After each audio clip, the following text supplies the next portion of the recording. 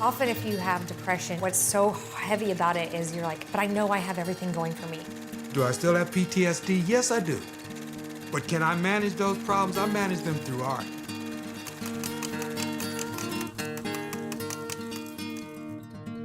Good evening. I'm Judy Maggio. Mental illness still hides in the shadows of society. Many think it's rare, it happens to someone else or someone else's family. The reality is 1 in 5 adults will suffer a mental disorder in any given year. On tonight's episode of Decibel, Central Texans share their personal journeys, and we look at innovative ways our community is offering hope and healing. We begin by revealing the major myths of mental health. There are 5 common mental health myths that we just have to talk about.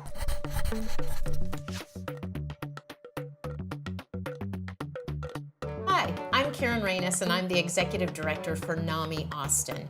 NAMI is the National Alliance on Mental Illness, and we're the local affiliate, providing all kinds of free classes and support groups for families and individuals living with mental illness. The first mental health myth is that mental health issues aren't common. The truth is, 1 in 5 people in the United States and actually globally are impacted by mental health issues every single day. It's a lot more common than we realize. And the reason we don't realize how common it is because we don't talk about it enough. The second mental health myth is that mental health issues are caused by character flaws or personality weakness. You are entering a new world of health care. The truth is, mental health is a public health issue. I love what the World Health Organization says, which is there is no health without mental health. These are brain health issues that impact lots of people, and treatment does work and recovery is possible. The third mental health myth is that kids don't get mental illness. When the fact is that actually mental health issues are as common among children as they are with adults. The numbers are the same, 1 in 5. And in fact, lifetime mental health issues show their signs by age 14. The fourth mental health myth is that people don't get better. The truth is, mental health treatment does work and recovery is possible. We see it every single day, and we know that the success rates are very similar to physical health issues. The right treatment, access to medication, therapy, a great support system, people can and do get better. The fifth mental health myth is that mental health issues aren't life-threatening, when in fact what we know is about 90% of suicides in our community are caused by either untreated, undertreated, or undiagnosed mental health issues. Suicide is on the rise, and so it's really important that we pay attention to mental health issues so we can save lives. Chances are all of us have a friend or loved one facing mental health issues. For Decibel's Angela Maldonado, that person is Sunny. I was diagnosed as bipolar type 1. I presented symptoms at a very young age. I've known Sunny for years, and he's always been open about being bipolar, but I didn't know how to ask him about it. We're not at a point in society where it's okay to be not okay. We're just taught and conditioned that we're supposed to put our best face forward despite any turmoil or drama that's going on in your life. I was detaching from people purposely. I had every intent of piecing out of this world, and I was completely okay with it. And the only time that I felt any kind of sense of power in my life was when I thought about suicide. It made me feel like I could end my own suffering, and I could end the pain that's associated with all of this. I decided that I was gonna give all of my friends a favor of me. One thing that I could do for them. Remember that guy who greeted me earlier? That's Jonathan. He was one of the friends Sunny offered a final favor. I talked to Jonathan, and he asked me to come in here, and he said, I'd like you to talk to Aaron about like some healing modalities. And their approach is a little bit different. I see like mental health, specifically bipolar, more as a marker for being an empath, right? Like you feel the world on a different level. We open Activate Austin to really be a place for people to really grow within themselves. And these tools are meant to help everyone, like really be a whole person in form of like meditation and one-on-one sessions and conversations and classes, and all of this is to really help people see where they're at in their life and take new steps to go within themselves to really be good. So I've been struggling with these cocktails of medicines, and they have saved my life. They have been beneficial, and I still take medicine. I'm not anti-medicine. I think each person needs to define what treatment is best for them and how they approach it. But I felt like it was incomplete. It shifted the focus for me where, I can harness my creative energies. That's how we met, performing in a show our mutual friend produced for her company, Lucky Chaos Productions. Through Lucky Chaos, I grew and developed as an artist and eventually wrote and directed a play about my struggles with bipolar disorder. It was open and honest, and people could relate to it. And it was the first time in a long time that I noticed the influence that I had on other people, and just by being genuine and open and honest. And I know he's been a lot more present, like how he shows up. He doesn't look as tired. He's more present. He's more aware. He's more social. He's not pulling away. Sonny is somebody that talks about where he's at and his prognosis, and he truly wants to find another way. So after hearing his story, I felt the most important question I could ask him was, how can I be a better friend? Oftentimes just knowing that you're there is good. I think that this conversation in itself is an important conversation for anybody out there to have with someone who does suffer, because it is an individualized experience. Each person is going to want their own approach that they're comfortable with. In the past, if you suffered a mental health emergency, you'd likely end up in the ER or even in jail. But a new center in South Austin makes sure you get the treatment you need during the crisis, and that helping hand extends beyond the emergency.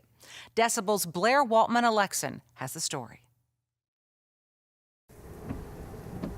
Imagine you or someone you know has a mental health emergency.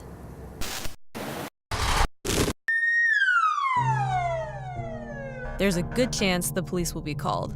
Last year, APD's crisis intervention team responded to more than 12,000 calls. Generally speaking, law enforcement over the years traditionally only had a few options, whether it was taking somebody directly to a psychiatric hospital or to jail if they had broken the law, or just leaving them in the community without any sort of resources. Without community resources, jails and prisons are often left picking up the slack, making them the largest mental health care provider in many parts of the state.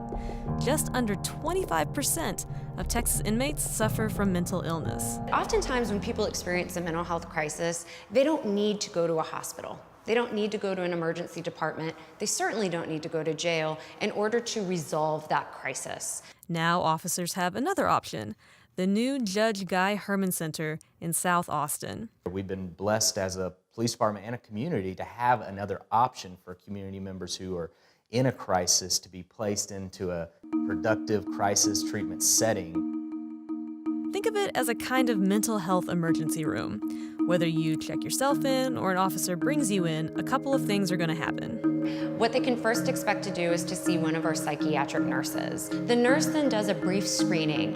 While a person is here, they can expect to receive tailored case management to their needs, whether that's medical needs, psychiatric needs, social needs. Usually for everyone, it's a combination of all of those three. The average length of stay at the Judge Guy Herman Center is 3 to 5 days. Before a person leaves the Herman Center, they can expect that every effort has been made to link them to an ongoing treatment. So that's my official title. And the next guy you meet, the guy making sure you're getting the help that you need, might be Gus. Our title is Experimental Crisis Outreach Team Clinician. Our team actually does two different things. We do both emergent, which is where we're responding to pages from our community partners, APD, Trust Sheriff, or EMS, and then there are routine days where we're going just doing the follow-up visits for all the people we've always seen. One of the big things we always had problems with was getting people to do follow-up, getting people to get the help that they needed after they saw the clinician. So what happened when you first saw this person when they had their crisis? Okay. Yeah, the person we're going to go see, we actually first met them after a family disturbance where they... Gus is often joined by students from the Dell Medical School. They get field experience and a better understanding of how to handle mental health emergencies. It was mostly follow-up visits with people who had had prior crises, which was pretty awesome to see the system actually work.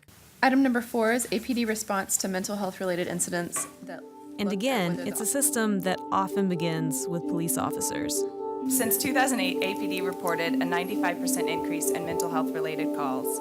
A recent city audit found that Austin has a high rate of fatal police shootings involving people dealing with mental health issues. It also revealed that dispatchers don't always send mental health officers to emergencies, but APD Police Chief Brian Manley says fixes are already underway. We have already changed our policy, and policy now will call for a mental health officer to be immediately dispatched to those calls where we believe that it is at issue. It's not a perfect system, but it is a start towards making sure mental health care extends past the emergency. A mental health crisis hit local entrepreneur Kendall Antonelli in college. Now she has a thriving business, a loving family, and a limitless supply of cheese. So people are often surprised to find out this sunny cheesemonger had debilitating depression. And it's just like an easygoing cheese. Kendall Antonelli is a familiar face to Austin cheese lovers. We'd cheat, we could go, here will be our cow. She and her husband opened their shop 8 years ago. We like our city life, but nobody is sitting in Austin telling the story of cheese that we could, so. These days, Kendall is sharing another story, one she hopes will help change the conversation about mental illness. Often if you have depression, you're what's so heavy about it is you're like, but I know I have everything going for me. Why can't I just get it together? And the point is, nothing has to have happened to you. It's respected for everybody, so it doesn't mean that my story is worse or better than somebody else's.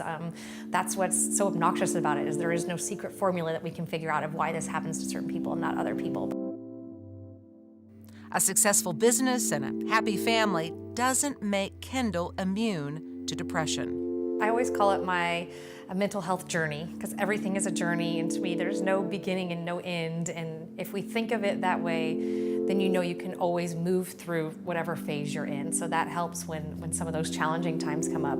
The most challenging time for Kendall was in college back in 2003. Her depression deepened, and she tried to hurt herself. My story ends more lucky than a lot of folks, in that I had a lot of people who cared about me and loved me and intervened that night and put me in the hospital. I was behind locked doors. I was in a psychiatric ward. And the reason they do that is because if they fear that you will harm yourself, then you need that constant care and attention. We always have music, so it's weird to me that there's not music on. With time, therapy, TLC from her mother, and medication, Kendall got better and returned to college. Life becomes normal to you again, in whatever way people call normal. But I just remember for so long being so scared that I was gonna stay in that state forever, and that now it's just part of my story. She now knows what she needs to keep the down times from turning dark again. So it's those nights of sleep, it's some form of exercise, it's fresh air, family time for me is really important. That is kind of what sets me all back on track if I'm getting off. I'm grateful for the resources that I had, the support system that I had, and I do think people can find a support system even if they don't necessarily have like my mom or my girlfriends, because there are so many of us out there now saying, I need help with this, and so if all of us come together, we can be a support system for each other. As Kendall mentioned, mental health struggles don't discriminate. 1 in 5 children will also face challenges. We headed over to Beatty Elementary, one of the few schools in Central Texas with a full-time therapist who works with the kids year-round. Michelle Pearson is a rarity in Texas schools. She's a licensed therapist providing counseling on one campus, Del Valle's Beatty Elementary.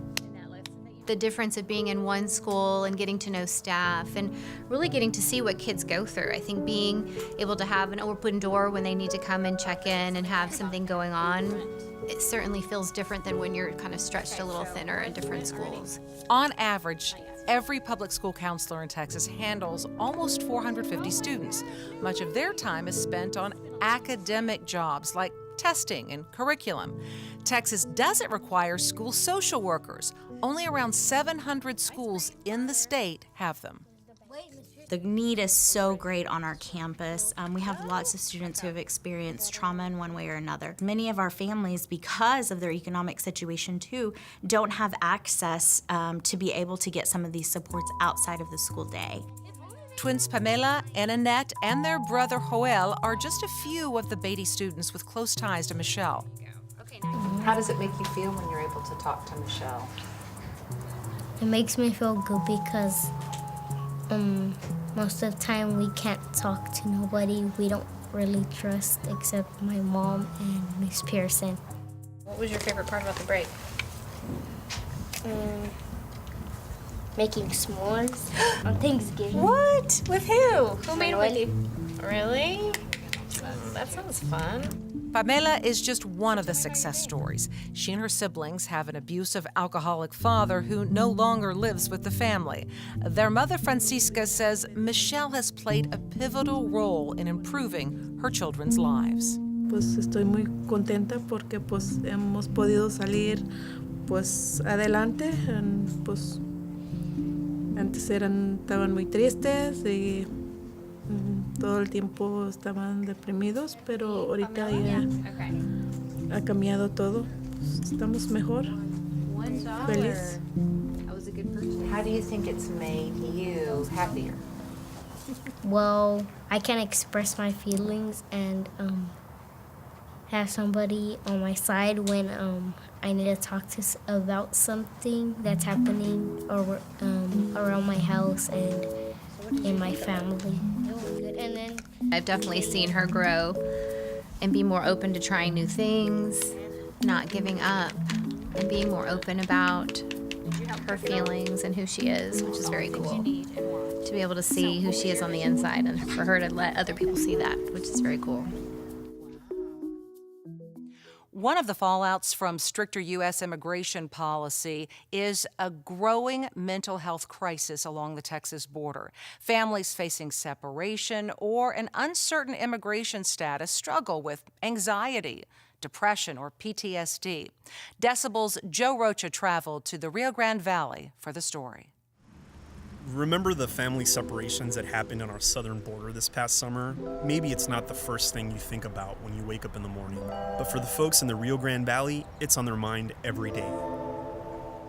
La Unión del Pueblo Entero, or LUPE, is a community organization created by the United Farm Workers Union. Together with human impact partners, they released a study on the effects of family separation in the Rio Grande Valley. And this area is an area where 8 out of 10 people are Mexican descendant. And when you have the anti-Mexican, anti-immigrant rhetoric that's looming over people's lives, it really causes a very high stress environment, especially for those kids who their parents have the threat of detention or deportation.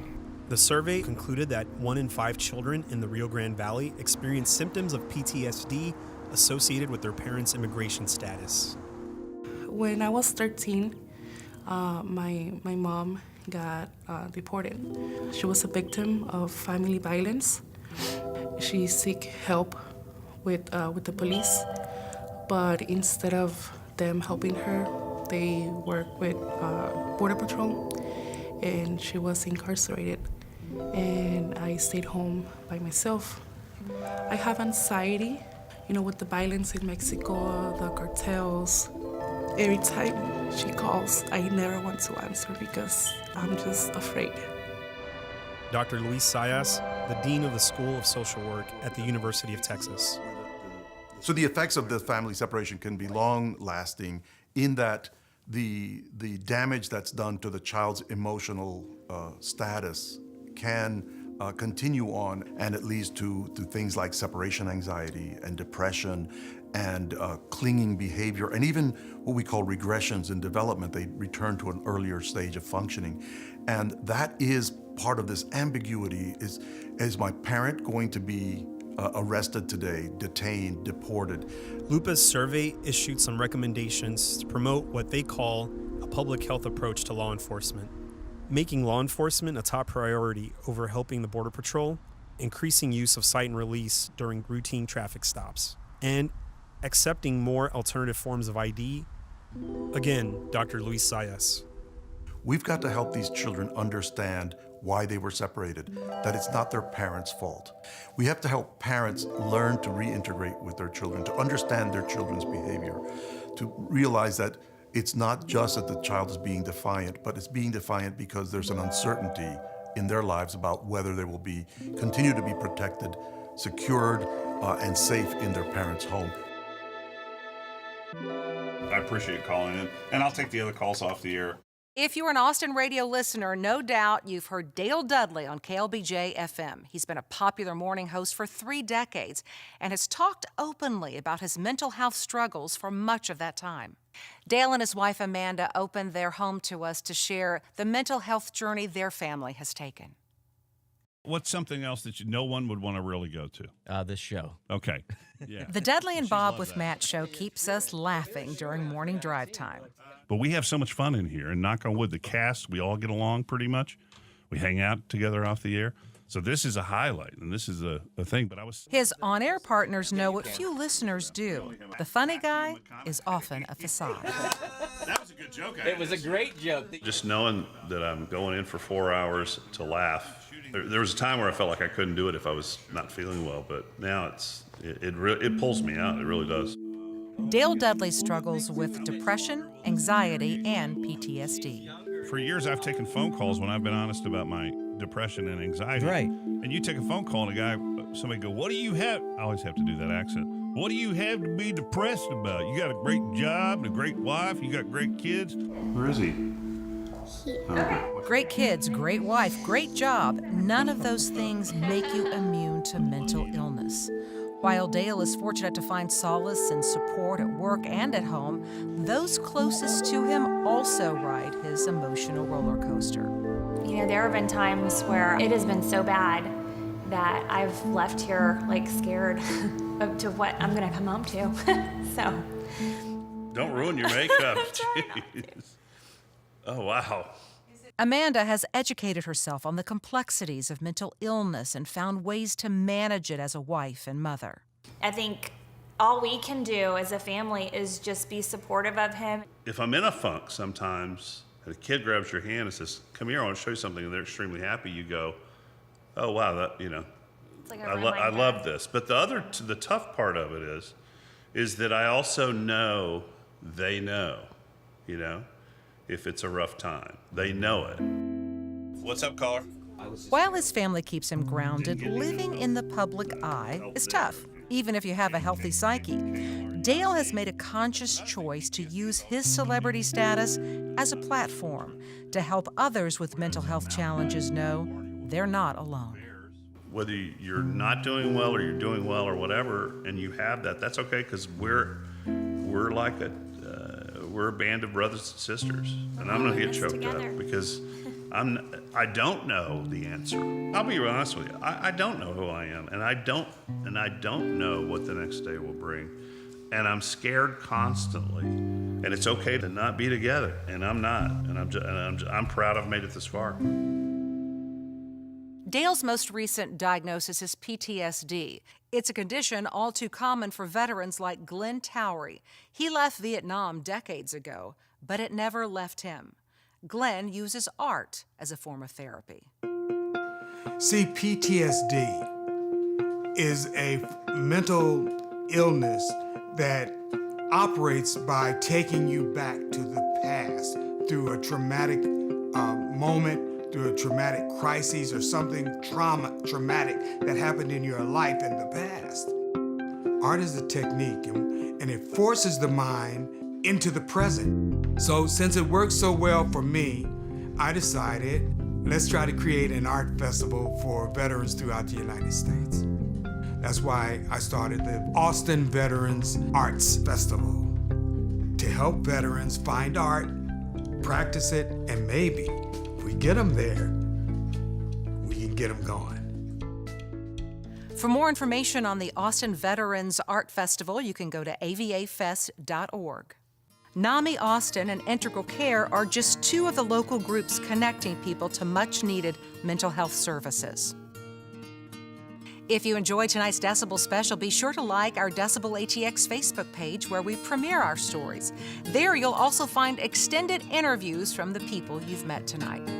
And you can always sign up for our newsletter. Just head to our decibelatx.org website. Thanks so much for spending some of your evening with us.